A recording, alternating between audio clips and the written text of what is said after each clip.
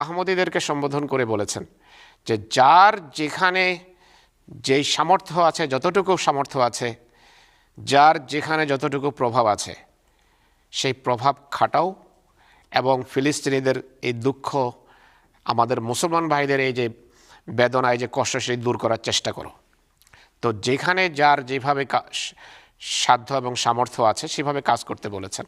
আর আল্লাহ তাআলার ফজলে আহমদীরা করছে, বিভিন্ন প্রভাবের বলয়ে আহমদীরা রয়েছে।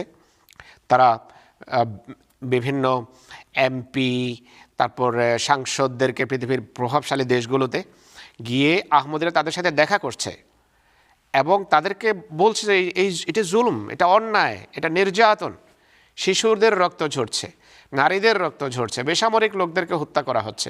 এটি আমরা গিয়ে বলছি, বিভিন্ন পাশ্চাত্যের বিভিন্ন প্রভাবশালী এমপির কাছে গিয়ে, আমরা ইউরোপিয়ান পার্লামেন্টেও কাজ করছি।